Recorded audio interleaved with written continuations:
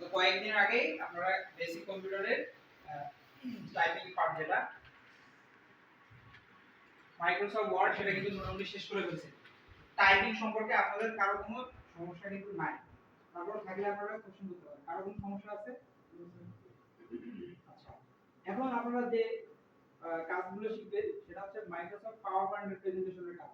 ঠিক আছে? এটা কিন্তু খুবই গুরুত্বপূর্ণ একটা কাজ। আপনারা যেহেতু আপনারা শুধু বেসিক কম্পিউটার শিখতেছেন মানে আপনারা কিন্তু ডিজাইনার না। সেক্ষেত্রে বেসিক কম্পিউটারটা ইউজ করে মাইক্রোসফট ওয়ার্ডের মাধ্যমে বা পাওয়ার পয়েন্ট প্রেজেন্টেশনের মাধ্যমে কিভাবে আমরা বিভিন্ন ধরনের ডিজাইনগুলো করব, প্রেজেন্টেশন তৈরি করব।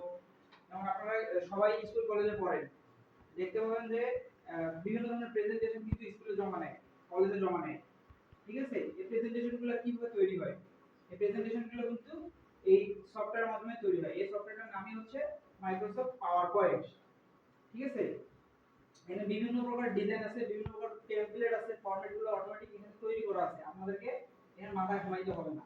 আপনাদেরকে শুধু জানতে হবে এই টুলসগুলো কি, রুলস রেগুলেশনগুলো কি, এই সব কিছু যখন আপনারা ক্লিয়ার ভাবে জানতে পারবেন তখন আপনাদের এই ডিজাইনগুলো কিন্তু খুবই ইজি হবে। এরপরে যখন আপনারা এই কোর্সটা কমপ্লিট করবেন, ভবিষ্যতে যখন আপনারা যদি গ্রাফিক ডিজাইনের কোর্স করতে যান তখন এটা কিন্তু আপনাদের আরো সুবিধা হবে। জানেন, কারণ আপনারা বেসিক সবকিছু আপনাদের জানা থাকতেছে। ডিজাইন সম্পর্কে একটা মানে নরমাল একটা আইডিয়া কিন্তু আপনাদের অলরেডি থাকতেছে। যখন আপনারা যদি গ্রাফিক ডিজাইনের কোর্স করতে যান তখন এই জিনিসগুলো আপনাদের খুবই উপকারে লাগবে। কারণ আপনারা যেখানেই যান না কেন সবখানেই আপনাদের টাইপিংটা কিন্তু লাগবেই। আপনি যদি টাইপিং না জানেন, আপনি যদি কিবোর্ডে কি আছে, কিবোর্ডে কয়টা বাটন আছে, কোনটা কিসের শর্টকাট, ঠিক আছে, এক পেজ থেকে আরেক পেজে কিভাবে যাবেন, এই সব যদি আপনার জানা না থাকে তাহলে আপনি কোনোভাবেই কোনো কাজে আগাইতে পারবেন না। ঠিক আছে? সেক্ষেত্রে পাওয়ার পয়েন্ট প্রেজেন্টেশনটা কিন্তু আপনাদের খুবই গুরুত্বপূর্ণ একটা পার্ট। ঠিক আছে?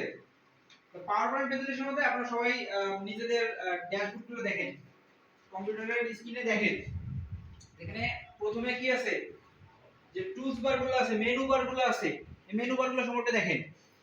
এখানে দেখতে পাচ্ছেন যে আপনারা মাইক্রোসফট ওয়ার্ডের মধ্যে যা দেখছিলেন যে হোম, ইনসার্ট, ডিজাইন, মোটামুটি এই জিনিসগুলাই কিন্তু আছে। ঠিক আছে? কিন্তু ওইখানে এই মেনুটার কাজ ছিল এক, এইখানে ওই মেনুটার কাজ হবে আরেক। ঠিক আছে?